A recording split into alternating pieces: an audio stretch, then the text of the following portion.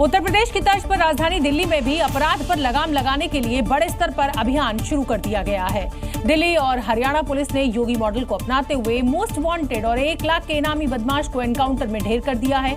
नेपाल का रहने वाला कुख्यात बदमाश पर दिल्ली के डॉक्टर का मर्डर और बीजेपी नेता के घर चोरी का आरोप था, जिसे हरियाणा और दिल्ली पुलिस ने एनकाउंटर में ढेर कर दिया। ठीक उसी तरह से जैसे यूपी में योगी मॉडल के तहत अपराध पर लगाम के लिए बदमाशों को ठिकाने लगाया जा रहा है। यहाँ पर गोलियों के निशान लगे हैं। जवाबी कार्रवाई में पुलिस ने भी 5 राउंड गोलियां चलाई, जिसमें से एक गोली भीम जोरा के पेट में लगी। मुठभेड़ के दौरान पुलिस के जवानों को भी गोली लगी। 2 बुलेट बीपी जैकेट पर भी लगी। उसके पास से एक semi automatic pistol with cartridge with magazine मिलती है। पुलिस ने 1 लाख के इनामी बदमाश भीम बहादुर जोरा को ढेर किया, जो नेपाल का रहने वाला था, जिसका दिल्ली, गुरुग्राम, सूरत, मुंबई और बेंगलुरु में गिरोह चल रहा था। भीम बहादुर फर्जी आधार बनाकर नेपालियों को भारत भेजता था, जो डकैती और हत्या की घटना को अंजाम देते थे। पुलिस ने इस मामले में अब तक 3 लोगों को धर दबोचा, जबकि बाकी फरार बदमाशों की तलाश कर रही है।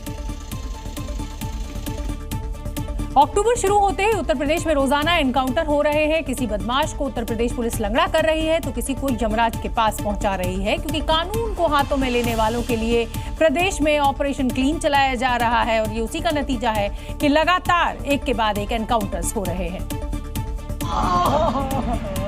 और पिछले 7 दिनों में पूरे प्रदेश में 50 से ज्यादा एनकाउंटर हुए तो करीब 6 अपराधियों को ढेर कर दिया है। और आज भी बिजनौर, उन्नाव, मेरठ, महोबा, मुरादाबाद से मुठभेड़ की खबरें सामने आई हैं।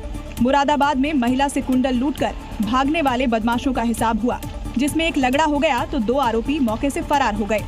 मेरठ में पुलिस बदमाशों के बीच हुई मुठभेड़ में हिस्ट्री शीटर सिज्जू को अरेस्ट किया है। बदमाश ने व्यापारी से रंगदारी मांगी थी, जिसके बाद ये एक्शन हुआ। उन्नाव में 10-10 हजार के इनामी बदमाशों ने चेकिंग के दौरान पुलिस पर फायरिंग कर दी, जिसके बाद जवाबी कार्रवाई में बदमाशों के पैर में गोली लगी, जो अब अस्पताल में भर्ती हैं। बिजनौर में योगी फोर्स ने मासूम से रेप के आरोपी को मुठभेड़ के बाद गिरफ्तार कर लिया। आरोपी के पास से एक तमंचा और एक कारतूस बरामद हुआ है। यूपी में पिछले 8 साल में योगी सरकार ने प्रदेश में कानून व्यवस्था को सुधारा है। उसी का नतीजा है कि अब अपराधी भी यूपी पुलिस से माफी मांगते हैं। उत्तर प्रदेश की तरह मध्य प्रदेश में भी पुलिस अब अपराधियों को दिन में तारे दिखाने लगी है। पकड़े गए अपराधियों को जेल तो भेजा ही जा रहा है, बीच बाजार उनकी बारात भी निकाली जा रही है। उनके मन में पुलिस का खौफ ऐसा बिठाया जा रहा है कि कल तक शहर को आतंकित करने वाले अपराधी कान पकड़कर अब माफी मांगते नजर आ रहे हैं। देखिए एमपी पुलिस की खौफ की तस्वीरें। पहली तस्वीर है उज्जैन की तो दूसरी तस्वीर है जबलपुर की। उज्जैन पुलिस ने अलग अलग स्थानों पर चाकूबाजी की घटनाओं को अंजाम देने वाले 3 शातिर आरोपियों को गिरफ्तार किया, पर तीनों का इलाज एक जैसा हुआ। तीनों लंगड़ाते हुए अपराधी आज हर कदम पर उसी दर्द का एहसास कर रहे हैं जैसा दर्द वो दूसरों को देते थे। पुलिस लोगों के मन से इन अपराधियों का खौफ मिटा रही है, इसलिए जुलूस निकाल रही है। वहीं दूसरी तरफ जबलपुर में भी पुलिस ने एक अपराधी का जुलूस निकाला और भरे बाजार में उससे माफी मंगवाई। नहीं करूँगा सर, मैं आज के बाद नहीं करूँगा। गुंडागर्दी पाप है, पुलिस हमारी बाप है। यह शख्स न सिर्फ अपराध और मारपीट करता, बल्कि सोशल मीडिया पर उसका वीडियो शूट कर पोस्ट करता था ताकि दूसरों में खौफ पैदा हो। लेकिन पुलिस की मार पड़ते ही आज खुद तौबा कर रहा है। बरेली में फैली हिंसा के बाद योगी सरकार की डेंटिंग पेंटिंग वाली कार्रवाई जारी है। सीलिंग से लेकर बुलडोजर एक्शन तक हो रहा है, लेकिन इस डेंटिंग पेंटिंग से कुछ लोगों को जरूर दिक्कतें आ रही हैं और उन्हीं में से एक है जमात इस्लामी हिंद के लोग, जो कह रहे हैं अपनी प्रेस कॉन्फ्रेंस में कि ये मुसलमानों के खिलाफ एजेंडा चलाया जा रहा है। जरूरी नहीं है, लेकिन शायद जमात इस्लामी हिंद ने पुलिस की FIR नहीं देखी है, जिसमें साफ साफ लिखा है कि मौलाना तौकीर ही दंगे का मास्टरमाइंड था। उसी के कहने पर भीड़ इकट्ठा हुई और फिर उपद्रव फैला और उसी के बाद पुलिस नफरती मौलाना तौकीर और उसके करीबियों पर एक्शन ले रही है। तो तमाम लोग जिनके खिलाफ इस तरह की गलत FIR दर्ज हुई है और कार्रवाइयाँ हुई है, उनको फौरन रिहा किया जाना चाहिए। हम समझते हैं कि ये हुकूमत की ज्यादती है। मुसलमानों का पैरोकार करने के लिए सामने आई जमात-ए-इस्लामी उन पत्थरबाजों को बचाने की कोशिश में लगी है जो पुलिस पर पथराव करते हुए कैमरे में कैद हुए थे, लेकिन इन्हें वो नाबालिग और निर्दोष नजर आ रहे हैं। अनकॉन्स्टिट्यूशनल है और जो लॉ एंड ऑर्डर एस्टेब्लिश उसको वो अदालतों ने और सुप्रीम कोर्ट ने उसकी गाइडलाइन जो है वो तय कर दी है। बुलडोजर कार्रवाई का विरोध हो या फिर योगी सरकार की मुखालफत, उनका बुलडोजर रोकने वाला नहीं है, क्योंकि योगी राज में हर दंगाई का इलाज किया जाता है। अल्पसंख्यक शिक्षा विधेयक को मंजूरी मिलने के साथ ही उत्तराखंड पहला राज्य बन गया है जहां मदरसा बोर्ड को अब खत्म कर दिया गया है और इस विधेयक को राज्यपाल की मंजूरी मिलने के साथ ही कानून बनने का रास्ता अब साफ हो चुका है। इसके बाद उत्तराखंड में चलाए जा रहे मदरसों पर अब ताला लटकने वाला है और इसी के साथ ही उत्तराखंड मदरसा बोर्ड पर ताला लग जाएगा और गैर सरकारी अरबी और फारसी मदरसों की मान्यता रद्द हो जाएगी। इस विधेयक को लाने के पीछे धामी सरकार का मकसद है कि सरकारी योजनाओं का लाभ दूसरे अल्पसंख्यक समाज के लोगों को भी मिले। विधेयक को मंजूरी देने के लिए सीएम धामी ने राज्यपाल का धन्यवाद दिया। बता दें कि विधेयक विधानसभा के मॉनसून सेशन में पास हुआ था। मदरसा बोर्ड खत्म करने के साथ ही धामी सरकार अल्पसंख्यक शिक्षा प्राधिकरण की स्थापना करेगी, जिसमें एक अध्यक्ष के अलावा 11 मेंबर होंगे। अध्यक्ष अल्पसंख्यक समाज का शिक्षाविद होगा। वहीं 11 में से 6 मेंबर अल्पसंख्यक वर्ग से होंगे, जिसमें मुस्लिम, सिख, ईसाई, बौद्ध, जैन और पारसी समुदाय से होंगे। वहीं एक राज्य सरकार का सेवानिवृत्त अधिकारी, दूसरा विद्यालयी शिक्षा के क्षेत्र में अनुभव रखने वाला सामाजिक कार्यकर्ता, तीसरा महानिदेशक विद्यालयी शिक्षा, चौथा SSERT का निदेशक, पांचवा निदेशक अल्पसंख्यक कल्याण होगा। महादेव की नगरी काशी में जिस तरह मोबाइल पर हनुमान चालीसा बजाने को लेकर विवाद हुआ था, इसके बाद अब हिंदू संगठनों ने मोर्चा खोल दिया है। लोगों ने साफ साफ कह दिया है कि अब मस्जिदों से लाउड स्पीकर उतरने चाहिए और अब ये लड़ाई अजान वर्सेस हनुमान चालीसा की नजर आ रही है। स्पीकर पे अजान बंद करो। और हिंदू संगठनों का आरोप है कि जब मस्जिद से अजान होती है तो हिंदुओं को परेशानी होती है। ऐसे में अब स्पीकर से अजान हुई तो इसे बर्दाश्त नहीं किया जाएगा। हाथों में आई लव योगी और आई लव महादेव के पोस्टर लिए हिंदू संगठन के लोगों ने नारेबाजी की है। बनारस में हम स्पीकर पर अजान बर्दाश्त नहीं करेंगे, क्योंकि हमारे पुजारी जब हनुमान चालीसा मोबाइल पे बजा रहे हैं और ये कह रहे हैं कि हमारे कान तक हनुमान चालीसा नहीं आनी चाहिए, तो इनकी अजान हम क्यों सुने। हनुमान सेना ने इस विवाद को अब सीधे सीधे अजान वर्सेस हनुमान चालीसा का बता दिया है। साथ ही प्रशासन को 7 दिन वाला अल्टीमेटम भी दे दिया है कि अगर ऐसा नहीं हुआ तो शहर में स्पीकर लगाकर हनुमान चालीसा का पाठ करने का ऐलान कर दिया है। बनाम हनुमान चालीसा पहले भी आंदोलन हुआ था, महाराज योगी जी ने सारे इनकी स्पीकर उतरवा दिए थे। हम प्रशासन से मांग करते हैं कि 1 हफ्ते का हम लोगों ने समय दिया है, 1 हफ्ते के अंदर सारे मस्जिद से लाउड स्पीकर उतर जाने चाहिए। दरअसल कुछ दिन पहले मंदिर के पुजारी को मोबाइल पर हनुमान चालीसा बजाने पर मुस्लिम वर्ग के लोगों ने रोक दिया था, साथ ही पिटाई भी की थी, जिसके बाद आरोपी को अरेस्ट कर लिया गया है। उत्तर प्रदेश के कानपुर से शुरू हुई आई लव मोहम्मद की चिंगारी अब मध्य प्रदेश भी पहुंच गई है। मध्य प्रदेश के सागर में आई लव मोहम्मद की लड़ाई मिटने और मिटाने तक पहुंच गई है। दरअसल यहां विशेष समुदाय के लोगों ने भड़काऊ पोस्टर्स लगाए हैं। मतलब उत्तर प्रदेश के बाद मध्य प्रदेश में भी आई लव मोहम्मद के नाम पर अब माहौल बिगाड़ने की साजिश रची जा रही है, क्योंकि उत्तर प्रदेश के कानपुर से शुरू हुई आई लव मोहम्मद की चिंगारी मध्य प्रदेश तक पहुंच गई। सागर में आई लव मोहम्मद की लड़ाई मिटने और मिटाने पर आ गई। दरअसल वहां भड़काऊ पोस्टर लगाए गए। मध्य प्रदेश में आई लव मोहम्मद की लड़ाई मिटने मिटाने पर आई। लोगों ने बाइक से लेकर जगह जगह पोस्टर लगा दिए। ऐसा ही भोपाल में देखा गया। वहां आई लव मोहम्मद के नाम पर जिंदगी कुर्बान है पोस्टर लगाए गए। इस पर वहां के लोगों ने आपत्ति जताई। छोटी मानसिकता के लोग हैं जिनमें दिमाग की थोड़ी कमी है। हाँ गलत है, ऐसा तो नहीं करना चाहिए यार, सब मिलजुल के रहो, वही है कहना। पोस्टर वोस्टर ऐसा गलत है, ऐसा नहीं लगाना चाहिए। दरअसल हाल ही में आई लव मोहम्मद को लेकर यूपी में कई जगह उपद्रव करने की कोशिश की गई थी। कानपुर से लेकर बरेली तक दंगा फैलाने की कोशिश की गई थी। अब इसकी आंच मध्य प्रदेश में पहुंच गई है। बिना पटाखों के दीपावली का त्योहार अधूरा अधूरा सा लगता है और अगले 24 घंटे बाद अब ये साफ हो जाएगा कि दिल्ली में ग्रीन पटाखे चला पाएंगे या नहीं चला पाएंगे, क्योंकि दिल्ली सरकार बुधवार को सुप्रीम कोर्ट में ग्रीन पटाखे चलाने की इजाजत मांगेगी। हम आपको बता दें कि दिल्ली में वायु प्रदूषण के चलते 2013 में सुप्रीम कोर्ट में पटाखे चलाने पर रोक लगा दी गई थी, क्योंकि साल 2019 से दिल्ली में सभी पटाखों पर बैन लगा हुआ है। 2023 में सुप्रीम कोर्ट ने कहा कि ग्रीन पटाखों को लेकर राज्य सरकारों का फैसला हो, लेकिन तब की आप सरकार ने बैन जारी रखा और इसलिए अब दिल्ली की रेखा सरकार कोर्ट जाकर सुप्रीम कोर्ट से ग्रीन पटाखे चलाने की इजाजत मांगेगी। उन्हें ये अनुमति मिलनी चाहिए, चाहे ग्रीन क्रैकर के रूप में मिले, ताकि वो अपने त्योहार को अच्छे से मना सकें। और दिल्ली सरकार भी इसको लिखित रूप में माननीय कोर्ट के समक्ष अपनी इच्छा जाहिर करेगी। दिल्ली में बढ़ते एयर पॉल्यूशन के चलते पटाखों पर बैन लगाया था, लेकिन ग्रीन पटाखों से उतना पॉल्यूशन नहीं होता क्योंकि ये इको फ्रेंडली होते हैं। सामान्य पटाखों से कम प्रदूषण फैलाते हैं। पटाखे बिना हानिकारक केमिकल के बनते हैं। इनमें 30% कम धुआं, सल्फर डाइऑक्साइड, ESO2 और नाइट्रोजन ऑक्साइड NOx निकलता है। इन पटाखों को दिल्ली में यूज करने देना चाहिए क्योंकि दिवाली में मजा तभी आता है जब पटाखे जलाए जाते हैं। ग्रीन पटाखे तो हो जाने चाहिए क्योंकि एक ही दिन का होता है, बहुत दिन तो सब जलाते हैं। अब देखना होगा कि दिल्ली वालों की दिवाली पटाखों वाली होती है या नहीं।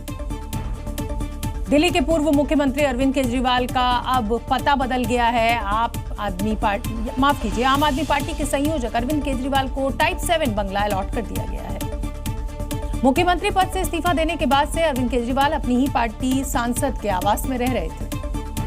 आम आदमी पार्टी के राष्ट्र संयोजक अरविंद केजरीवाल के घर का पता बदल गया है। अब तक वो अपनी ही पार्टी के जो सांसद है अशोक मित्तल, उनके सरकारी आवास में रहा करते थे। 5 फिरोज शाह रोड 5 नंबर बंगला था। और अब करीब 1 साल बाद केजरीवाल का नया पता 5 फिरोज शाह रोड से बदलकर 95 लोधी एस्टेट हो गया है। यहाँ केजरीवाल टाइप 7 बंगले में अपने परिवार के साथ रहेंगे। सीएम पद से इस्तीफा देने के बाद वो फिरोज शाह रोड पर बंगला नंबर 5 में रह रहे थे। वैसे दिल्ली में कोई आधिकारिक सीएम हाउस नहीं है। केजरीवाल से पहले भी जो सीएम हुए वे अलग अलग बंगलों में रह चुके हैं। 1993 में मदनलाल खुराना को 33 शामनाथ मार्ग बंगला मिला था। साहिब सिंह वर्मा को 9 शामनाथ मार्ग वाला बंगला मिला था। शीला दीक्षित को पहले AB 17 मथुरा रोड। शीला दीक्षित को दूसरे कार्यकाल में 3 मोतीलाल नेहरू मार्ग वाला बंगला आवंटित हुआ था। अब केजरीवाल को बतौर आप संयोजक 95 लोधी एस्टेट टाइप 7 बंगला अलॉट हुआ है। समाजवादी पार्टी के नेता आजम खान जब 23 महीनों से जेल में बंद थे तब सपा प्रमुख अखिलेश यादव ने एक बार भी उनसे मिलने की कोशिश नहीं की। लेकिन अब ऐसा क्या हुआ कि उन्होंने आजम खान से मिलने की हामी भर दी है। दरअसल अखिलेश यादव कल रामपुर में आजम खान से मुलाकात करेंगे। कयास ये लगाए जा रहे हैं कि इस मुलाकात से दोनों के बीच गिले शिकवे जरूर दूर होंगे। क्योंकि पिछले 23 महीनों से जब आजम खान सीतापुर की जेल में बंद थे तब अखिलेश यादव मिलने नहीं गए थे। यही नहीं, 23 सितंबर को जब आजम खान जेल से बाहर आए थे तब सिर्फ आजम खान के समर्थक ही सड़कों पर नजर आ रहे थे। न वहां अखिलेश यादव मौजूद थे और न ही उनके नुमाइंदे। अब अचानक अखिलेश यादव का हृदय परिवर्तन हो गया जो वो कल आजम खान से मिलने जा रहे हैं। सुना है मुझसे मिलने आ रहे हैं, मुझसे मिलेंगे, बस मुझसे ही मिलेंगे और उनसे ही मिलूंगा। क्या कुछ बात है? अब देखना ये होगा कि मुलाकात के बाद दोनों के बीच गिले शिकवे दूर होंगे या फिर आजम खान ऐसे ही अखिलेश यादव पर हमलावर रहेंगे। बिहार विधानसभा चुनाव की तारीखों की घोषणा के बावजूद बिहार के दोनों गठबंधनों में सीट शेयरिंग का घमासान अभी भी थमा नहीं है। मुख्यमंत्री उप मुख्यमंत्री को लेकर भी दोनों ही गठबंधनों के भीतर जो है वो ठन गई है।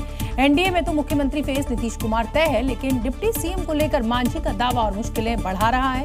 वहीं महागठबंधन में तो दोनों ही पदों पर अभी तक पेच फंसा हुआ है।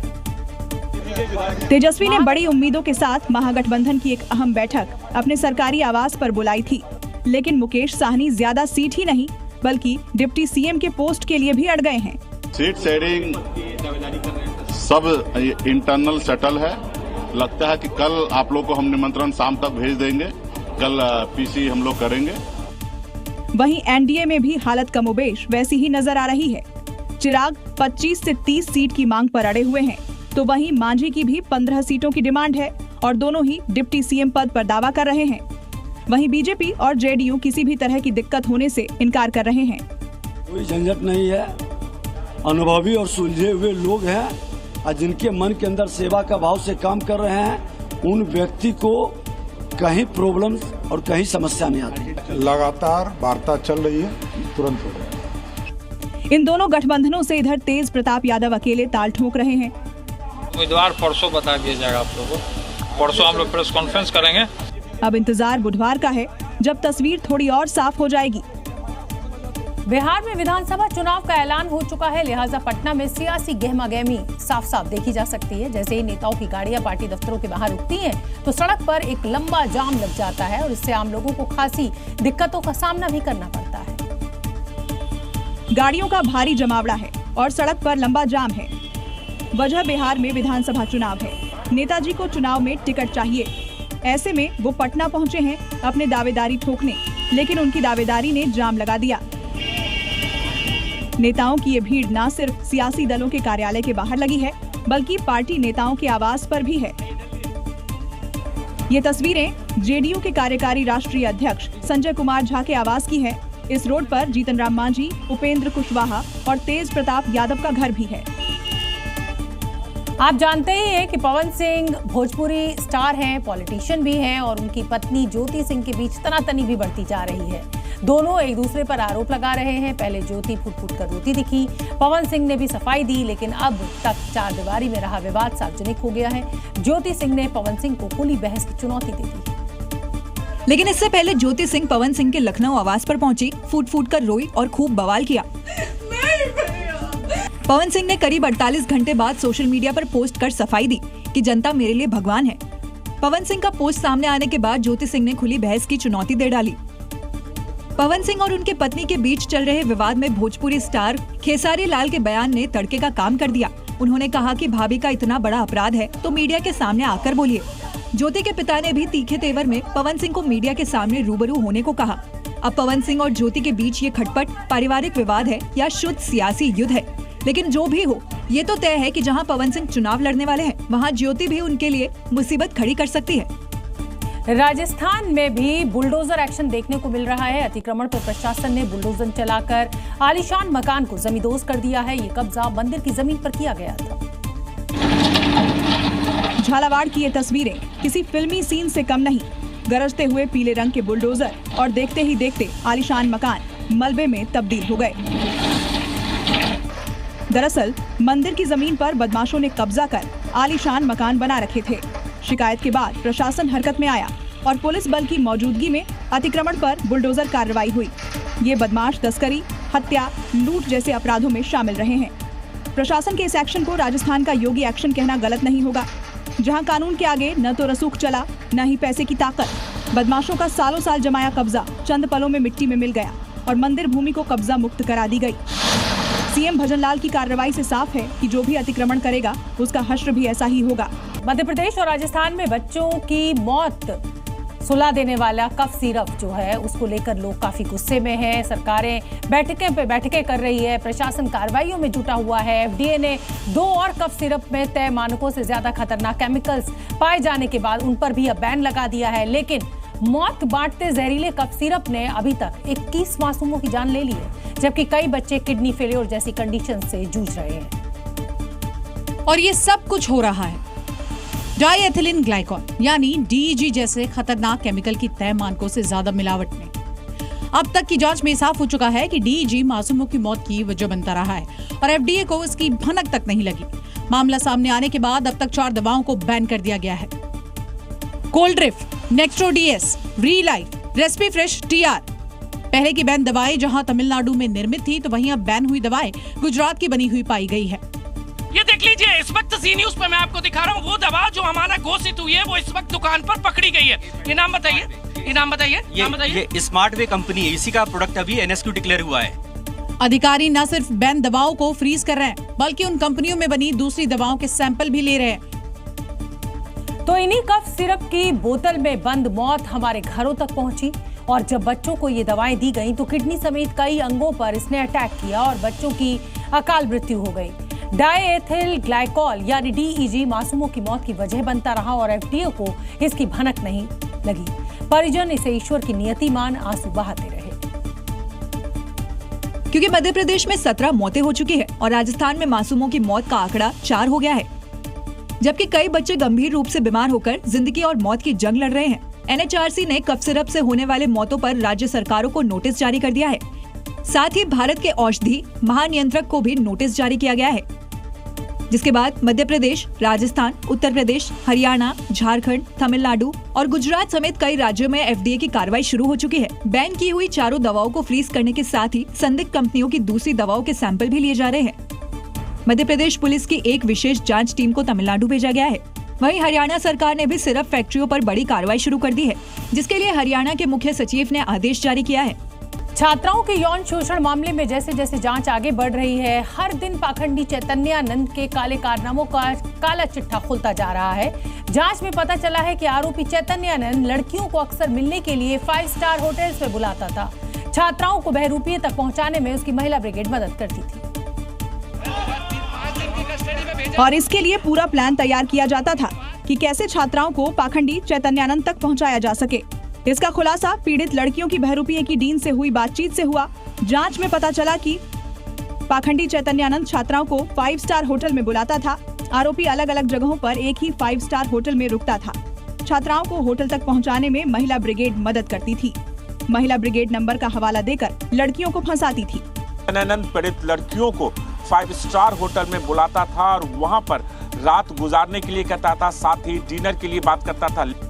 पाखंडी चैतन्यानंद पर करोड़ों के फर्जीवाड़े के अलावा इंस्टीट्यूट की 17 स्टूडेंट्स का यौन शोषण का आरोप है।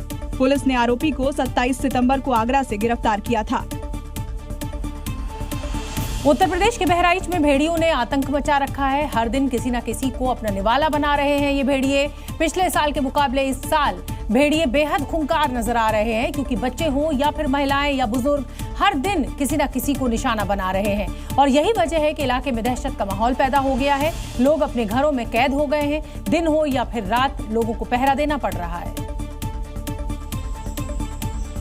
क्योंकि किसी को नहीं पता कब खूंखार भेड़िया उन पर हमला कर दे। बहराइच ही नहीं, उसके आसपास के इलाकों में भेड़ियों की दस्तक से दहशत का माहौल बना हुआ है। खूंखार भेड़िए हर दिन किसी न किसी को अपना निवाला बना रहे हैं। बीती रात बहराइच के कैसरगंज इलाके में आदमखोर भेड़िए ने हमला बोला, जिसमें किसान बुरी तरह जख्मी हो गया। आदमखोर भेड़ियों को पकड़ने के लिए बड़े स्तर पर वन विभाग की टीम लगी हुई है। कॉम्बिंग की जा रही है, पिंजरे लगाए गए हैं, लेकिन इस बार भेड़िए पहले से ज्यादा शातिर हो गए हैं। भेड़िए अभी तक वन विभाग की पकड़ से बाहर हैं। बिजनौर में खाद्य विभाग और जीएसटी टीम ने छापा मारा तो नकली पान मसाला बनाने वाली फैक्ट्री का भंडाफोड़ हो गया। पुलिस ने मौके से एक आरोपी को गिरफ्तार किया और नकली फैक्ट्री को सील भी कर दिया। ये तस्वीरें देखिए, पान मसाले के पैकेट और खूब सारा कच्चा माल। पान मसाला सेहत के लिए नुकसानदायी है, ये तो आप जानते ही होंगे, लेकिन जरा सोचिए अगर नकली पान खाएंगे तो ये कितना घातक हो सकता है। तस्वीरें बिजनौर के नूरपुर की है, जहां खाद्य विभाग और जीएसटी टीम ने मिलकर छापा मारा। इस फैक्ट्री में धड़ल्ले से नकली गगन पान मसाला बन रहा था। ये पैकेट इस बात की गवाही है कि असली और नकली में फर्क करना कितना मुश्किल है। जब टीम पहुंची तो फैक्ट्री का हाल देखकर दंग रह गई। छापेमारी के दौरान टीम ने भारी मात्रा में नकली पान मसाला, कच्चा माल, मशीनें और पैकेजिंग सामग्री जब्त की। पुलिस ने मौके से एक आरोपी को भी गिरफ्तार किया और फैक्ट्री को सील कर दिया। पहाड़ों पर मौसम ने पूरी तरह से करवट ले ली है। मनाली से कश्मीर तक बर्फ की सफेद चादर ओढ़ ली है। पहाड़ों की हरी भरी दुनिया अब सफेद चादर में लिपटी हुई बेहद खूबसूरत नजर आ रही है। सीजन की पहली बर्फबारी का असर मैदानी इलाकों पर भी देखने को मिल रहा है। एक तरफ हिमाचल के मनाली, अटल टनल, धुंधी, रोहतांग पास और लाहौल स्पीति में इन दिनों मौसम खुशनुमा बना हुआ है। धरती से पहाड़ों तक बर्फ की सफेद चादर बिछ गई है। इससे पर्यटकों के चेहरे भी खिल उठे हैं। प्रकृति ने सैलानियों की तो जैसे दिल की मुराद पूरी कर दी, साथ ही तापमान में भी गिरावट दर्ज की गई। वहीं दूसरी तरफ घाटी में भी पहलगाम, गांदरबल और सोनबर्ग में हुई बर्फबारी ने ठंड बढ़ा दी है। यहाँ भी पर्यटक बर्फबारी का आनंद लेते दिखाई दिए। गुलमर्ग तो किसी जादुई जगह से कम नहीं लग रहा और पहाड़ों पर हुई बर्फबारी का असर मैदानी इलाकों में भी देखने को मिला।